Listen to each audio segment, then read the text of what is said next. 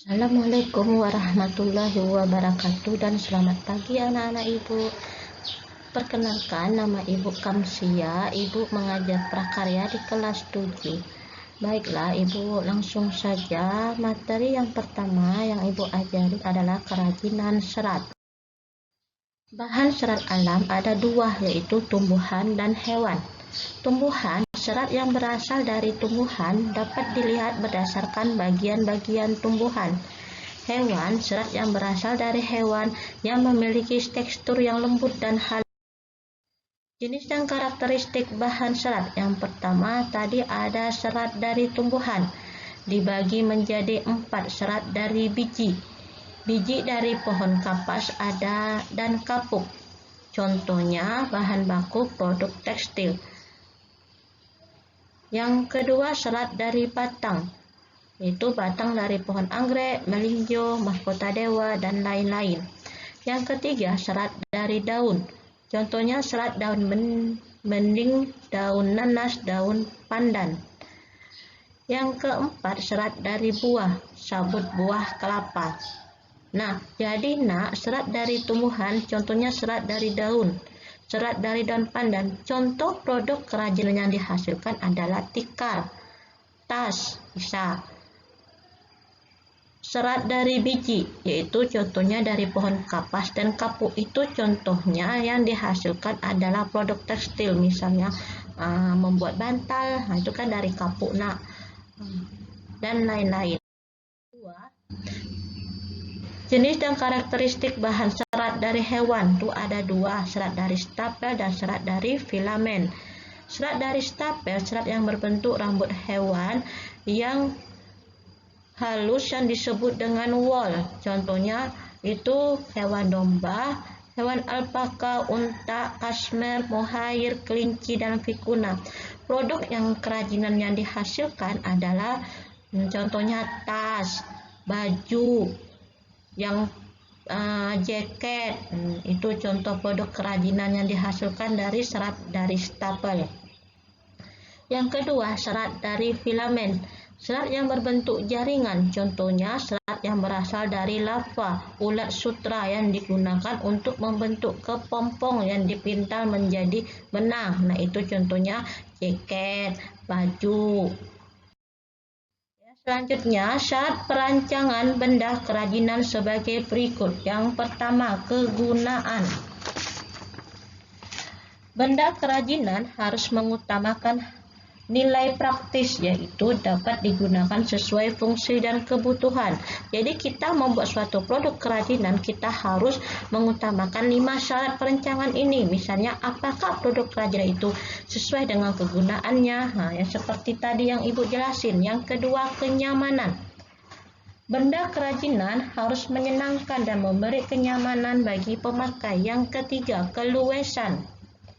Benda kerajinan harus memiliki keserasian antara bentuk dan wujud benda dengan nilai gunanya. Yang keempat, keamanan. Benda kerajinan tidak boleh membahayakan pemakainya, membahayakan konsumennya. Contohnya ini ada piring dari serat kelapa. Nah, itu kita harus mempertimbangkan komposisi zat pelapis atau pewarna yang dipakai agar tidak berbahaya yang digunakan sebagai wadah makanan. Atau misalnya membuat tikar duri-duri pada daun pandan, apakah dibersihkan dengan benar? Apa tidak? Itu dengan keamanan. Yang kelima, keindahan. Mempunyai daya tarik lebih dibandingkan dengan benda-benda biasanya. Misalnya kita bisa meletakkan aksesoris sedikit pada pakaian atau baju yang kita desain menjadi produk kerajinan, atau tas. Nah, itu biar gimana nampak begitu indah, memiliki nilai jual. Selanjutnya, bahan serat tumbuhan. Contohnya serat pelepah pisang. Produk yang dihasilkan contohnya sandal dari anyaman pelepah pisang, tas dari pohon pisang. Yang kedua, serat daun pandan. Produk yang dihasilkan tas dari daun pandan dan tikar. Yang ketiga, serat enceng gondok. Produk yang dihasilkan tas dari enceng gondok, baju dari enceng gondok, dompet dari enceng gondok, Sandal juga ada nak dari serat enceng gondok.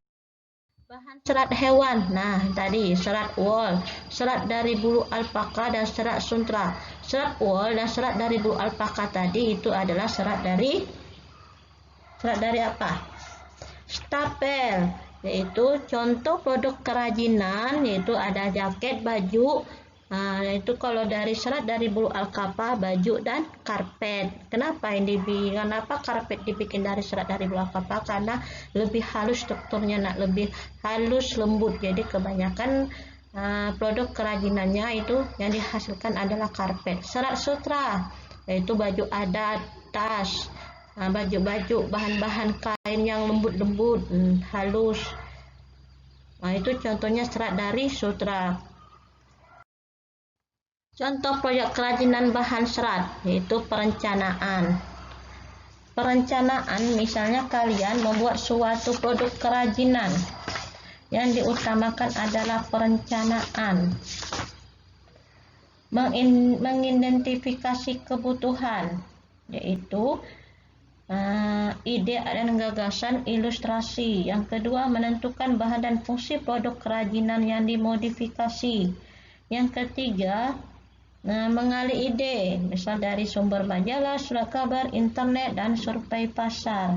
Yang keempat, membuat sketsa. Jadi kalau kalian membuat suatu produk kerajinan, hal yang diutamakan adalah membuat sketsa. Gimana sketsa kalian, desain kalian itu menarik pertama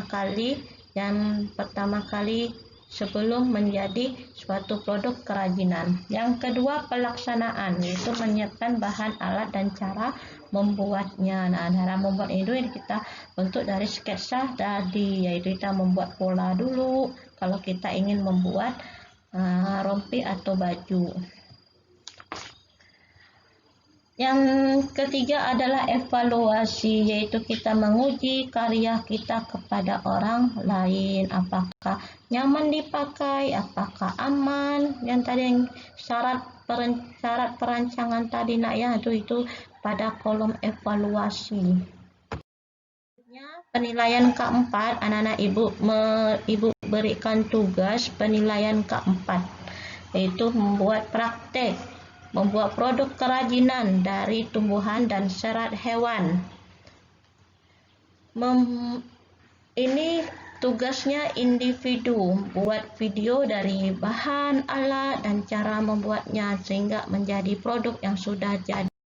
Nah, ini contoh kerajinan dari serat tumbuhan dan hewan. Tuh contohnya. Yang pertama ini serat dari tumbuhan. Ada tempat piring, ada wadah, tas. Yang kedua ini serat dari hewan. Ada jaket tuh bulu-bulu, itu biasa dari bulu domba. Udah tuh yang ketiga juga ada tas keranjang, itu biasa serat dari tumbuhan. Baiklah, terima kasih. Cukup sekian penjelasan Ibu harap kalian mengerti. Dan Ibu harap kalian semangat. Walaupun kita masih belajar daring, tetap menjaga protokol kesehatan. Oke nak, bye. Thank you very much.